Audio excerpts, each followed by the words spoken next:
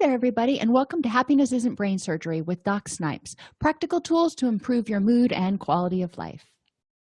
Today, we're going to be talking about two sort of related concepts, validation or our need for validation and control.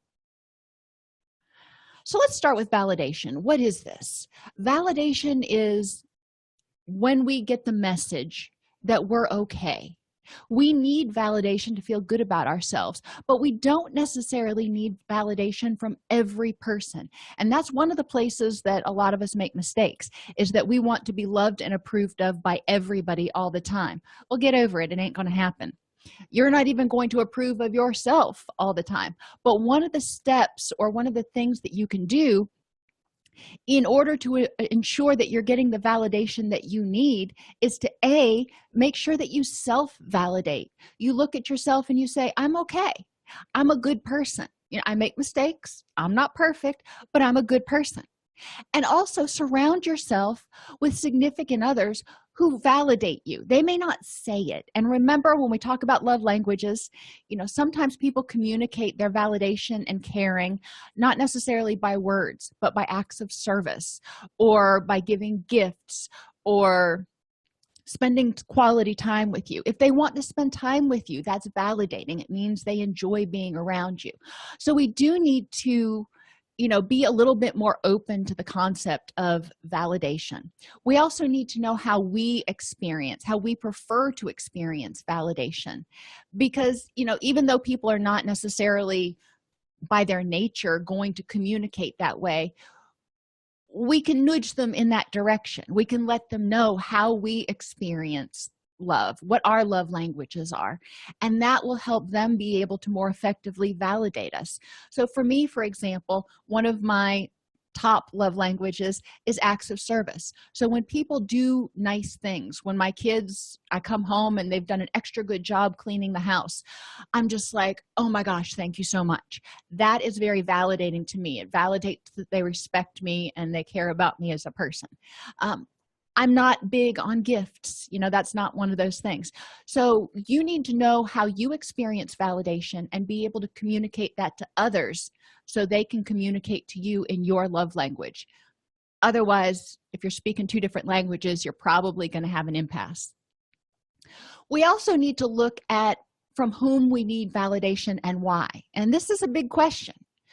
We need validation from other people. It's true. We need to feel like we're loved and we're accepted by people, but not everybody. So I want you to think about who in your life you need validation from.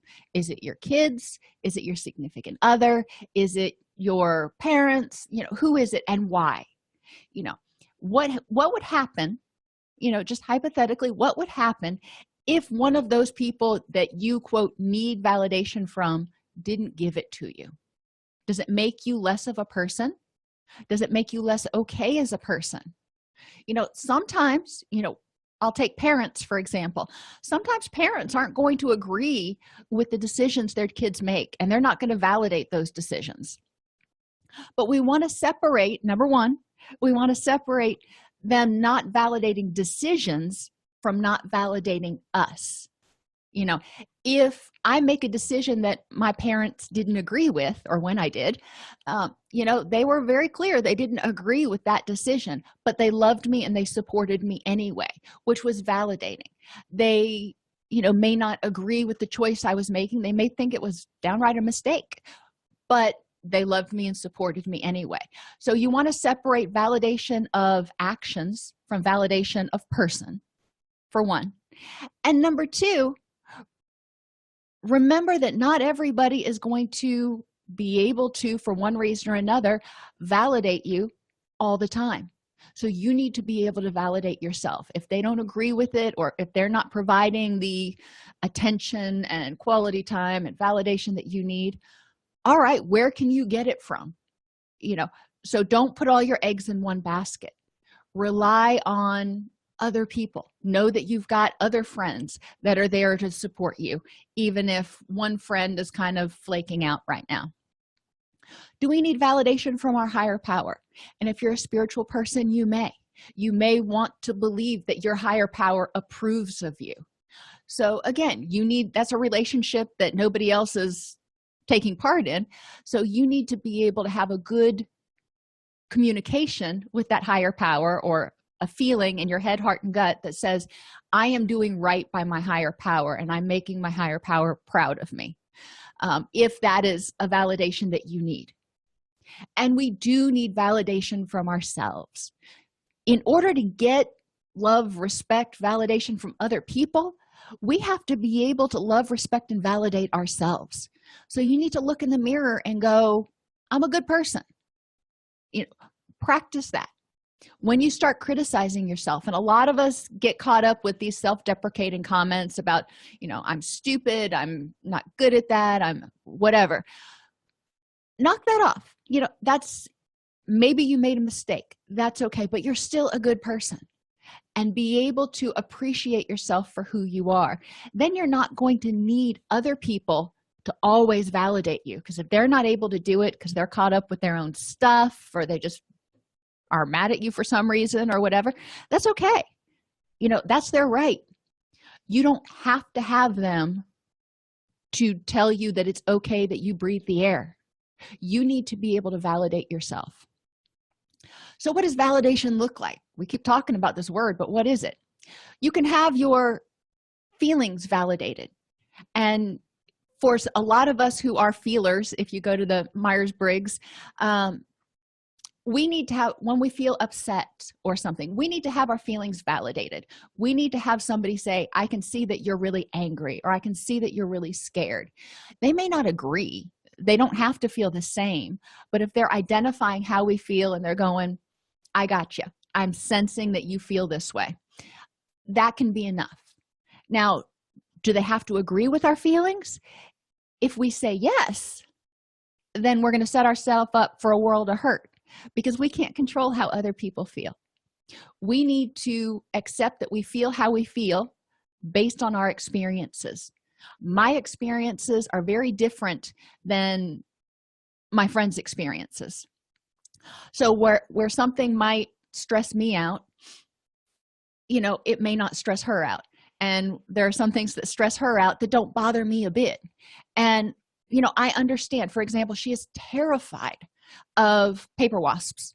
And I love the little buggers. They're great beneficial insects. They're really docile, but I can understand her fear of them. And so, I validate the fact that she's afraid of them. And I respect that. I don't say, oh, well, poo, just get over it. It's not that easy. I wish she could and see how cute they were, but that's not how she's wired. So I recognize that is a part of her, and I validate that. We want to validate people's thoughts, and they're going to have different opinions. My son has different opinions about things than I do. And I have different opinions than my mother, and etc. And that's okay. We want to validate their thoughts as, their thoughts are valid. Your thoughts, your opinions, your feelings are valid for you. They may not be valid for me, but they are valid for you, and I respect you as a person. And we need to have our being validated. We need to be validated that we are lovable, good people. And that is independent of what we do and our feelings and our thoughts. It's who we are. We are good people that make mistakes, that are fallible, that, yada, yada, yada. But we need to believe that we are lovable, and we need to experience that other people believe that we are lovable. And again, it doesn't necessarily come from the people that every person that we want it to. Not everybody is going to validate your being. And that's a lot of times that has more to do with their stuff than your stuff. But if you let it destroy your self-esteem and your confidence and your mood and your energy, then you're giving them power. Validate yourself. Say, you know what? I'm good enough, I'm smart enough, and gosh darn it, people like me. And move on. And recognize all the other people in your life that validate who you are. That person is just missing the boat, and then tough tiddlywinks for them. So what are some reasons we may not get validation from other people? Well, they may not agree or feel the same, and they may be unwilling or unable to take our point of view. Some people have huge control issues. It's either their way or the highway. Now, remember, I keep saying if they can't validate you, it's probably more about them than about you. Well, this is a perfect example. If they are unwilling to respect your point of view or your feelings, that's more about them. If they're too immersed in their own stuff to be able to begin to understand your point of view, whether it's, whatever drama they've got going on in their life, and they just don't have the emotional energy to pay attention to what's going on to you or to listen or to be there for you, it doesn't mean it's about you. It means it's their stuff is getting in the way. So always take a step back and ask yourself, is there some other reason besides me being unvalidatable, that this person may be acting this way? And 99% of the time, you're going to come up with a great big yes. Now, why might we not get validation from ourselves? Well, it's really hard to validate ourselves if we base our entire worth on what other people say, do, and think about us. So if I feel like I'm a worthwhile person as long as so-and-so likes me, and as long as I'm in a relationship, and as long as this and that and the other, all of those things involve other people, and I can't control other people. So if those other people are caught in their own stuff, which a lot of us are these days, then I may be out there kind of like flapping like a fish out of water. If I can validate myself, then I can catch my breath. We can't validate ourselves if we don't appreciate ourselves. And that whole self-love thing, people kind of laugh at it and they're like, oh, that's so hokey. But really, you need to realize, and call it whatever you want, self-respect, self-love, self-honesty. You need to look inside and go, I'm a good person because. And one of the ways that I have clients do this sometimes is go online and find a list of values. And if you put in like the top 100 values or something, you can get all kinds of values lists, and it'll say things like honesty and integrity and compassion and yada yada yada. And go through that list and highlight all of the values that represent you, and then go back over that list and highlight the top 5 that really characterize who you are. That, if you were, heaven forbid, you were to die today, they would put on your epitaph, she was caring, compassionate, loyal. I sound like a dog at this point, but you want to identify those things. That way you can recognize them in yourself and go, what? And say to yourself, you know what? I'm pretty awesome. I'd like to be my friend. Because that's what validation is. It's being your own best friend. And you may not validate yourself if you were taught that you are only lovable if somebody else says you are. And again, that goes back to relying on other people to get their head out of their own stuff and focus on us. That's pretty self-centered, isn't it? So we've got to realize they've got other stuff going on. They've got their life, and they may not agree with us, whatever. They've got their stuff, and we've got our stuff. We all have stuff, but we need to be able to look at ourselves independent of our stuff and say, I'm lovable. I'm a good person. So I encourage you to start working on that today. Identify 5 characteristics, 5 values, whatever you want to call them, that make you a really awesome friend, person, whatever. And focus on those for the next week to realize how cool you are. All right, so once you start being able to validate yourself, it's a little bit easier to let go of control, because if you're not having to ensure that everybody else tells you you're okay, then you can let things flow a little bit, and you can go, you know what? I'm good. Things may not go the way I planned, but I'm good. So when we come down to relationships and validation and everything, we need to recognize that letting go and forgiveness can be very scary. And if we rely on that other person to validate us, then letting go can be terrifying, because if I let go of that person who validates me, then who's going to do it? Maybe I'll cease to be. So we want to be able to recognize that it's important to be able to validate ourselves, so that if somebody leaves our life, we don't feel like we're going to disappear. Forgiveness can be scary because it means letting go of anger. It means letting go of hostility. It doesn't mean forgetting. And forgiveness is really a power play. Letting go means choosing not to waste your energy fighting against something you can't control or is not worth your energy. So again, going back to a bad relationship, for example, if you're in a bad relationship and that person is not validating you, that person is not making you feel like your uber self, they're dragging you down in some way, shape, or form, and it's oil and water, it may not be the best relationship to stay in. But letting go is hard. Number one, because you know what to expect with that person, and you don't know when you're going to find somebody else, and dating's a hassle and all that. But letting go is a choice you make in order to be true to yourself. Inside your own head, your brain and your heart are telling you this is a bad thing. This is not where you need to be. This is not a good situation for you. When you validate yourself and you say, you're right, this is not a good situation for me, I need to get out. Oh my gosh, how liberating is that? But then that means you've got to let go. That means you've got to let that person go to the curb and be okay with that, and choose not to waste your energy fighting against, trying to change them. Not waste your energy trying to make them into something they're not. We cannot change other people. We can help them see things. We can suggest that we would like to see some changes, but unless they want to make those changes, they ain't going to make them. We can't change other people. So when we let go, we're saying, you know what?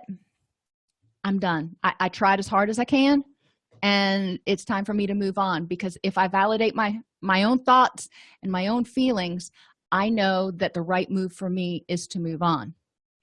Forgiveness means letting go of the hurt and resentment that's draining your energy so you can move forward to what's important to you. Forgiveness is for you, not them. So if you're in a relationship that's not meeting your needs, and you're frustrated with that person because you feel like they're not trying, you feel like they're undermining you, you feel like they're not validating you, whatever it is, you can get really frustrated at, you're not doing this, you're not doing this. Okay, they're not. What are you doing? What do you need to do? Forgiveness is accepting that they either made a mistake, or they did something that was unacceptable, and you identified it, or they're not willing to change, and you need to be willing to forgive them, because that unleashes that energy. If you stay angry at them for not changing, then when you get into your next relationship, you're still carrying that baggage with you, and you're probably still back in the back of your mind looking for this next person to do the same thing, and the next person after that. So forgive that person. Say, you know what, you were too stuck in your own stuff. I'm not going to forget, I'm not going to go back there, but I'm going to forgive you, because it's not worth me staying angry over what you did or didn't do for me, and I'm going to move forward. So letting go and forgiveness are things that we generally can only do when we start validating ourselves. So can you get validation and have control at the same time? Well, not everybody's going to validate you. It's not their job to make you feel okay. Your job is to make you feel okay. But you generally will always have some people that will validate you. Whether it's your parents or your best friend or whomever, you're generally going to have someone that will validate you. If you get hung up on why a particular person won't validate you, ask yourself, why do I care? if this particular person is just not getting with your program, why are you beating your head against a wall for that? Why do you keep going after something that is clearly not going to resolve the way you want? A lot of times this is because you're trying to relive something from the past and you're trying to, quote, get it right this time. So if you've been in a bad relationship and you get into another relationship that's similar, you may be trying to make this one work out correctly. A lot of times people will redo things subconsciously, trying to succeed, trying to fix it this time. Another question you can ask yourself is, why am I trying to control this person? Why is it worth my energy to try to convince them to do all the things that I want the way I want? Why do I need to do that? There are millions of other people out there. What is it about this person? And what parts of this situation do I have control over? Because maybe the person's not doing what you wanted them to do because you haven't clearly communicated. All right, well, that you have control over. Maybe the person isn't doing what you want them to do because they don't want to. Well, you don't have control over that. So then the part you have control over is whether you choose to stay in that relationship and stay in that situation if it is not growth producing, if it is hurting you instead of enhancing you. When you're in relationships, when things happen and you're feeling like you need validation and people aren't doing what you want, it can be a really icky place to be. So practice psychological flexibility. Identify to yourself that you're feeling empty, you're feeling unloved, you're feeling however you're feeling, and then ask yourself, what things can I do starting right now to improve the next moment? What would make me happy? What things can I do? What do I have control over? Can you get enough sleep? Can you go out and exercise? Can you hang out with some different friends? What is it that you can do to improve your next moment? Instead of staying stuck, spinning your wheels. It's like a car that gets stuck in the mud and you're just spinning your wheels and throwing mud and digging deeper into it. If you try to fight this other situation, try to fight and get somebody to do something that they are just not going to do. And develop hardiness, commitment, control, and challenge. And we're going to focus mainly on commitment. Remember, every single morning when you wake up and every night before you go to bed, kind of do an inventory of all the awesome things in your life. What's going for you? What good things do you have in your life? Yeah, you're going to have some things that are not going the best. Nobody has a perfect life all the time. That's okay. But too often we get stuck focusing on those things that aren't going the best. And then we start feeling unlovable and unsuccessful and everything. So it's important to remember all of the things that you've got going for you, the friends that you have, the things that are going right in your life. And that will help you keep moving forward. And remember, commitment. Be committed to those values that make you such a lovable, awesome person. Because if you're exuding awesomeness, other people are going to gravitate towards you.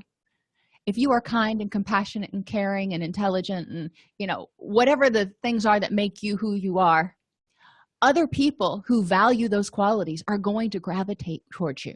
So it's just a matter of taking a breath and living authentically. Other things that you can do with psychological flexibility, you can unhook from your thoughts. So, ending relationships and not going back can be really challenging, especially if you have low self-esteem or codependency. There are a lot of reasons. So one of the things to do when you get out of a relationship and you're tempted to try to go back and make up, you're tempted to minimize what was going on and get back into the relationship, a lot of times your brain is saying, I can't live without that person. And you may feel in your heart like a part of it's being ripped out, and it kind of is, and you feel like you can't take it. Well, unhooking from your thoughts is a way of separating from that, and instead of saying I can't take it, say I'm having the thought that I can't take it. I'm having the thought that I'm going to be alone forever. And then work through it, because thoughts come and go. Let that thought go, or replace it with another more accurate thought. Identify who and what is truly important in your life, and acknowledge your feelings, thoughts, urges, and behaviors in the present. So if you're feeling lonely and isolated and defeated, that's okay.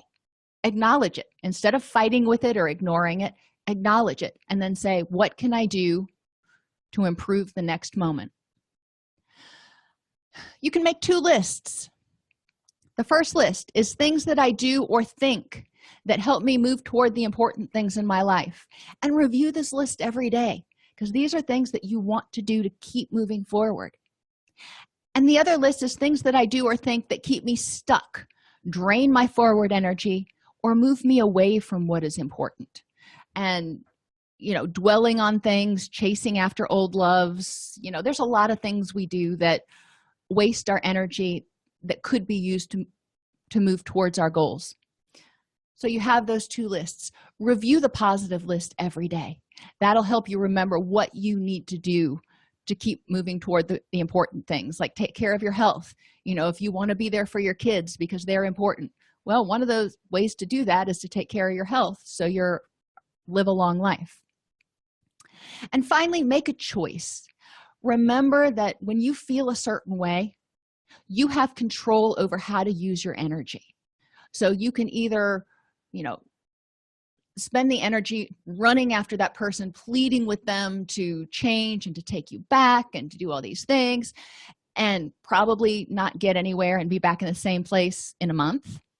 Or you can choose to do something different and live more authentically, moving towards other people and things that are important in your life, and acknowledge that one, while it had its benefits, also had a lot of drawbacks, and for your own health, sanity, and happiness, you need to let it go. So steps towards self-validation. Here are some exercises you can do. Identify the values and characteristics about yourself that make you awesome. We talked about that one. Make a bill of rights, and each item starts with I deserve to. I deserve to be happy.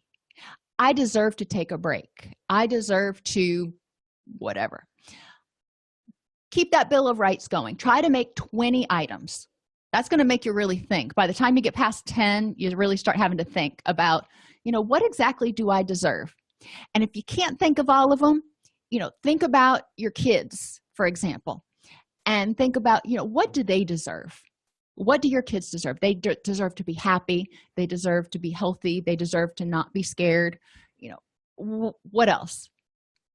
Follow your bill of rights. Once you write it, you got to follow it. So remind yourself when you start doing things, am I adhering to my own bill of rights?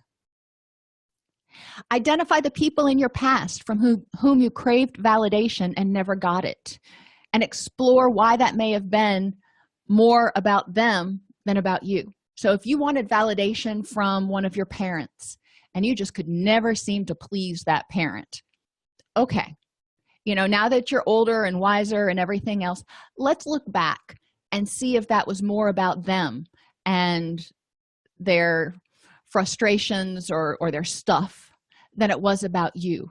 Or maybe they actually did approve of you, but they didn't know how to communicate it, so you didn't feel validated even though they approved of you.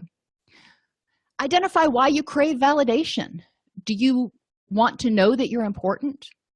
And a lot of times, if you're not able to self-validate, then you need others to tell you you're okay and you're important.